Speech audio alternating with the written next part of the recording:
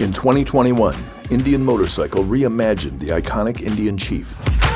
Now, 3 renowned custom builders are showcasing the Indian Chief's virtually unlimited possibilities to make it your own.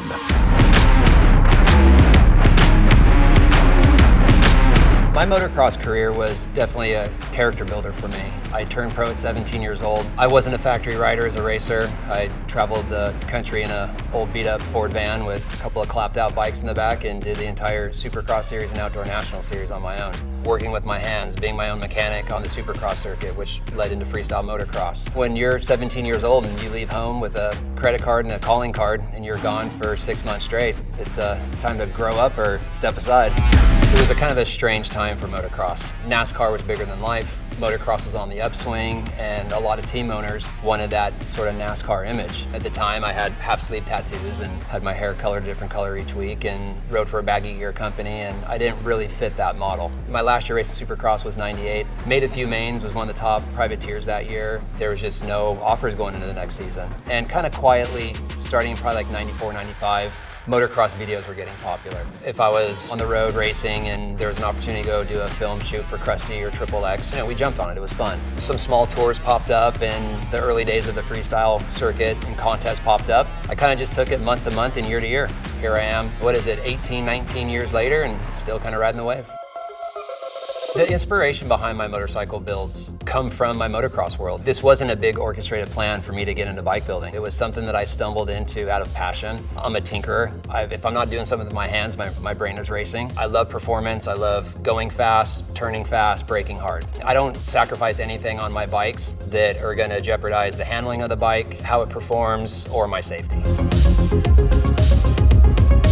I think there was a little bit of hole in their lineup. The Scout was great, but to make that leap from the Scout up to the older Chief or a Chieftain or a Bagger, it can be a little overwhelming. So when I heard that this bike was coming out and the fact that they were sticking to some of the older aesthetics, the dual shock, the triangular frame, steel frame, I was really, really excited to see what the end product was. The stance of the bike, how the bike handles, the power. They were really, really creative on getting the traditional V-twin historical Indian fan, getting the newer accessories on the bike and how that bike runs. It's absolutely bananas. I mean, these bikes just really lend to customizing and making it your own. Jon is an artist. He's an actor. He channels his character and he performs his art. And it was really fun doing this project with him because I got to know Jon both prior and through the build process and take his influences and what he's interested in and try to make that a mirror of his motorcycle. I think it's kind of helpful. Me and him are about the same height and size, so I was able to kind of size the bike up myself, and I just wanted him to fit in that bike like a glove. As far as my artistry goes, there's something to be said for sitting in my shop with the motorcycle on the lift over there, looking at it box stock and thinking, okay, what am I gonna do here? What's the end result? What's my vision? What do I wanna get out of this bike? How do I want the stance to be? Is it something that's gonna be built for the track, or is it gonna be something that's built for the long haul?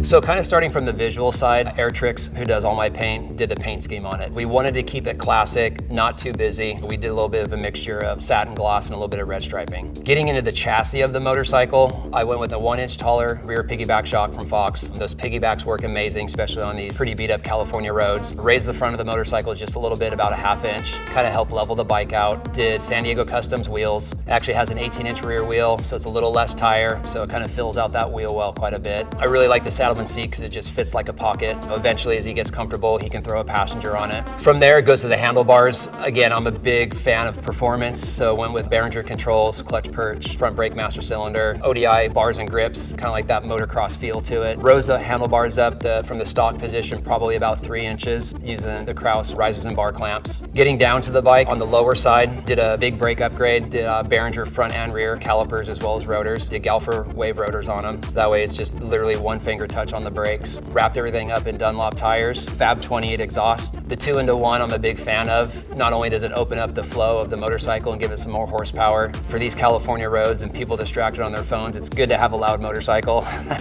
And then from there, it just buttoned it up with just some small aesthetics. Did Rizoma rear turn signals, brake lights, and front turn signals, kind of cleaning everything up. Drag Specialties license plate bracket that I kind of machined down, drilled out the rear axle so it's like a side mount. The great thing about this motorcycle, aside from just doing a Dynajet tune to it, these things run like a champion. These 116 motors are no joke. So there was next to nothing that I did to the motor other than just do a tune to the exhaust.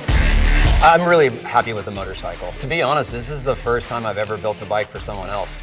So it was definitely a little bit of a nail biter. I wanted the bike to handle well. I wanted him to be comfortable in the saddle. I wanted him just to be able to be at one with that motorcycle, shut his brain off and go for a ride and know that it's never gonna put him in an uncomfortable situation. I really feel that I've checked all those boxes with this bike. I think with the end result, both visually and how the bike stands and how it sits, I think I accomplished that.